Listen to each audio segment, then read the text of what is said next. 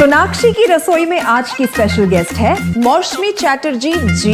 ये जी नहीं, मौसमी आंटी। ओके आंटी मौसमी, तो आज आप क्या बनाएंगी? मैं क्यों बनाऊं?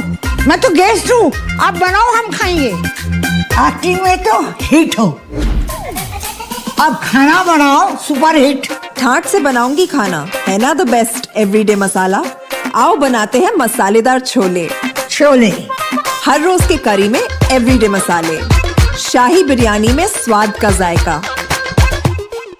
পটল পোস্ত আর সর্ষে ইলিশ ভাপা।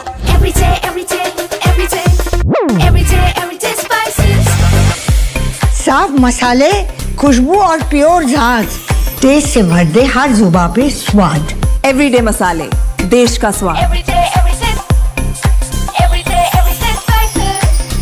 Hello everyone and welcome back to Ajay's Thromani Guru, your go-to channel for the latest updates and in-depth analysis on the commodities market.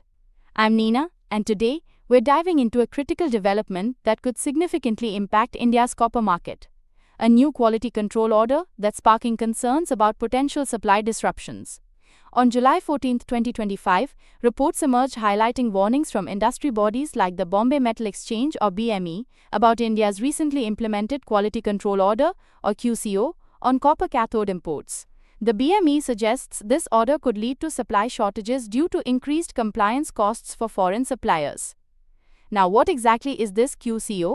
Introduced last December, these regulations make Bureau of Indian Standards or BIS certification mandatory for all copper cathode suppliers, both domestic and international. The government's goal is clear: to keep substandard imports out of the market and ensure quality. However, the BME has expressed strong reservations, stating, and I quote, "With domestic licensees unable or unwilling to supply the market and unreliable foreign alternatives, the downstream sector faces real and immediate shortages."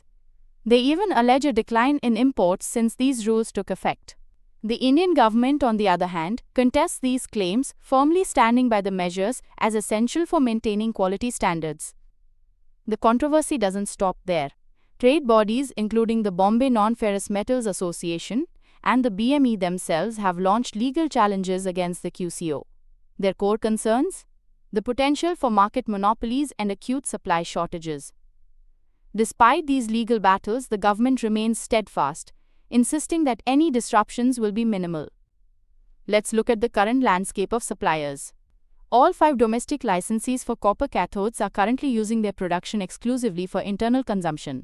And among the 10 certified foreign suppliers, it's reported that 4 primarily offer ingots or semi-finished products, not the cathodes in question. Geographically, 7 of these foreign suppliers hail from Japan, 2 from Malaysia and 1 from Austria. Here's where it gets particularly interesting. Japan, which accounts for roughly 2/3 of India's refined copper imports, might face withdrawal from the Indian market due to the compliance burden, according to BME sources. However, Japanese trading firm Marubeni, a key player that helped 6 Japanese smelters secure BIS certification, has rejected claims of any impending supply disruptions. This divergence of opinion highlights the ongoing uncertainty in the market. Why is this all so crucial? Copper is one of India's 30 critical minerals, and its domestic demand is projected to double by 2030. This makes a stable and reliable supply absolutely vital for India's growth and infrastructure development. Key domestic producers like Hindalco Industries and state-owned Hindustan Copper will undoubtedly play a significant role in meeting this escalating demand. So the situation is a dynamic one, with industry concerns clashing against government assurances. We'll be keeping a very close eye on how this quality control order unfolds and its ultimate impact on copper cathode supplies and, of course, the broader commodities market here in India. That's all for this update on Ajay's Thromani Guru. Don't forget to like this video, share it with your friends and subscribe to our channel for more timely and insightful analysis. Until next time, happy trading!